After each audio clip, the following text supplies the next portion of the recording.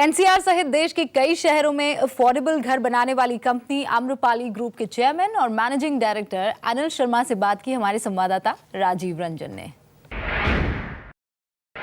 भारतीय प्रॉपर्टी बाजार में बहुत तेजी से बढ़ने वाला एक नाम आम्रपाली प्रॉपर्टी के सीएमडी यानी कि चेयरमैन और managing director mister Anil Sharma हमारे साथ मौजूद हैं। आइए उनसे जानते हैं भारत की प्रॉपर्टी बाजार के बारे में। सर, सबसे पहले प्रॉपर्टी बाजार ये फाइनेंशियल ईयर में आप कहाँ जाता देख रहे हैं?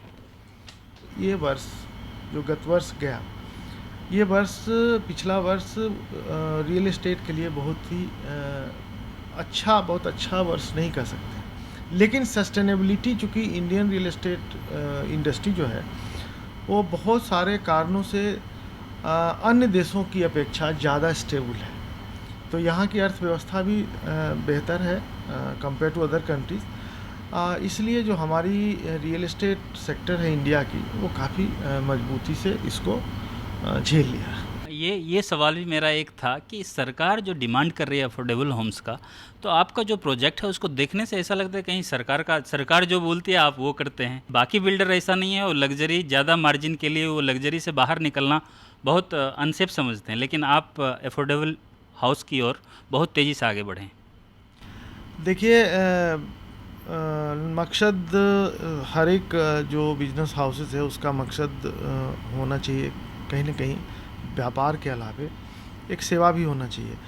व्यापार है तो डेफिनेटली उसमें प्रॉफिट होता है, आप आगे बढ़ते हैं, लेकिन अगर आप एक सेगमेंट को ऐसा पकड़ते हैं जिसकी ज़रूरत है, चाहे वो सरकार के स्तर पे हो, पॉलिसी के स्तर पे हो, या आम लोगों के स्तर पे हो, या बिजनेसमैन के स्तर पे हो, आज के डेट में मिडिल क्लास और लोअर मिडिल क्लास कैटेगरी जो 55 से 60% है हमारे देश में, उनके लिए कोई पॉलिसी नहीं बन पाती है।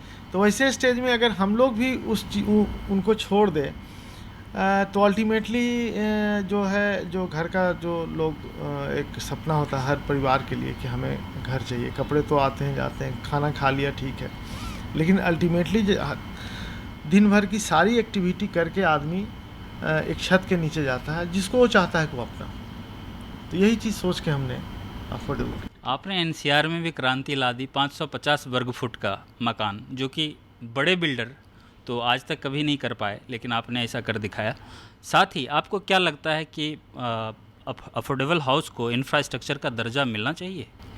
बिल्कुल, हम लोग तो क्रेडाई के माध्यम से काफ़ी संघर्ष कर रहे हैं। कई पॉलिसियाँ बन भी रही हैं, कई पॉलिसी बनने के स्टेज में है। अब देखिए, आप अफोर्डेबल होम्स बनाते हैं लेकिन आज आपके पास कोई छूट नहीं है, कोई रियायत नहीं है, तो इनकरेज कैसे होगा? वो तो सोचेगा कि नहीं, आप तो हाई एंड बनाओ और अच्छा बिजनेस करो, क्योंकि जो एन नंबर ऑफ प्रॉब्लम्स है वो अफोर्डेबल होम्स के लिए भी वही है और लग्जूरियस के लिए भी वही है। फिर भी हम लोगों ने ये एक बीड़ा तो उठाया है, कोशिश की है, तो पॉलिसी मेकर्स भी इस पर काफ़ी पॉजिटिव हैं और वो लोग भी इस पर काफ़ी अध्ययन कर रहे हैं। और मुझे उम्मीद है कि आने वाले वर्षों में, चाहे 1 वर्ष लगे, 6 महीना लगे या 2 वर्ष लगे, एक अच्छी पॉलिसी अफोर्डेबल होम्स के लिए आने वाली है जो मिडिल क्लास कैटेगरी को कुछ ना कुछ राहत देगी। इंटरेस्ट रेट की अगर बात करें तो अब तो लगता है कि आरबीआई कंफर्ट जोन में है, क्योंकि 41 महीनों के निचले स्तर पर महंगाई दर पहुंच चुकी है। लेकिन अभी पिछले 2 कटौती देखें तो 25-25 बेसिस पॉइंट का, जो कि बहुत मामूली है। तो अब आपको क्या लगता है कि ब्याज दरों में कुछ ज़्यादा कटौती संभव है? हाँ, जो हम लोग पिछले 13, 14, 21 महीना, आपने सही कहा कि इन महीनों में हम लोगों ने जब ट्रैक किया तो इनको 3 चीज़ में बैलेंस इस्टेब्लिश करना पड़ता है: फिस्कल डेफिसिट, इन्फ्लेशन और ये कहते हैं लेंडिंग रेट, जो भी पॉलिसीज़ हैं। अब इस तीनों में बैलेंस करने के कारण कहीं ना कहीं लेंडिंग रेट घट नहीं पाया, लेकिन महंगाई चूँकि कंट्रोल में है, इन्फ्लेशन कंट्रोल में है, तो अब जो मुझे लगता है चूँकि 0.25 बेसिस पॉइंट रेपो रेट में कम करना ये कोई बहुत मतलब इनकरेजिंग नहीं है। वो इनकरेजिंग तब होगा जब बैंक्स कम से कम 1% से 1.5% एटलीस्ट हाउसिंग के लिए, रिटेल लेंडिंग के लिए इंटरेस्ट रेट को कम करे। सर, और आखिरी सवाल कि आपकी कंपनी CSR के लिए क्या कर रही है? देखिए, मैं तो CSR के लिए अगर कोई सबसे ज़्यादा इस ड्राइव को करता होगा, मैं ये नहीं कह रहा हूँ कि मैं ही अकेला हूँ, लेकिन हम लोग आज जब से कंपनी हमारी इंसेप्ट हुई, हमारा जब छोटा साइज़ था तो भी हम CSR कर, अब मैंने छोटी छोटी तकलीफ़ के लिए हमने हॉस्पिटल भी बना दिया है और उसमें हमारे एम्प्लॉयज़ के लिए फ्री है, गरीबों के लिए भी हम लोग फ्री करने वाले हैं। थोड़ा इस्टेब्लिश हो जाए। एक तो ये हुआ कि हम लोग हॉस्पिटल फ्री ऑफ कॉस्ट चला रहे हैं, हम लोग स्कूल वहाँ चलाते हैं। स्कूल में भी हमने एकदम मिनिमम फीस रखा है कि हमें इससे प्रॉफिट नहीं लेना है, नो प्रॉफिट नो लॉस पे चलाना है।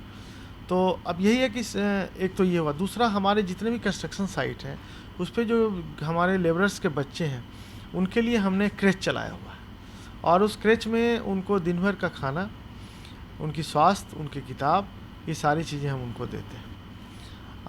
इसके अतिरिक्त मैं जो भी अगर कोई बहुत टैलेंटेड है, इसकी शुरुआत मैंने बिहार से अपने नेटिव स्टेट से की है, कि अगर कोई बहुत टैलेंटेड लड़का है या लड़की है जिसको किसी, सपोज़ हमारे यहाँ एक लड़की है बिहार के बहुत गरीब परिवार से, वो बहुत अच्छा शूटर है। अब शूटिंग एक बहुत ही कॉस्टली चीज़ है, तो हमने उसको जॉब भी दिया है और हमने उसको शूटिंग के लिए सारा प्रमोशन कर रहे हैं। एक लड़का है, एक पैर से नहीं चलता है, हैंडीकैप्ड है, बहुत अच्छा तैराक है। मैंने उसको अपने यहाँ नौकरी दी है और उसको भेज दिया कि तुम मेरे यहाँ जॉब करो, तैराकी का ट्रेनिंग लो, कहीं कोई दिक्कत है, वो हिंदुस्तान के पैमाने पर उसका पोजीशन है। तो इस तरह से हम अनगिनत है। मैंने सिर्फ आपको एग्जाम्पल बताया। अपनी तारीफ़ करना भी अच्छा नहीं लगता, लेकिन इस तरीके से बहुत ऐसी चीज़ें जो हम CSR करते हैं। प्रॉपर्टी 24 में फिलहाल इतना ही, लेकिन देश और दुनिया की बाकी तमाम खबरों के लिए आप देखते रहिए न्यूज़ 24। अगले हफ्ते फिर हाजिर होंगे।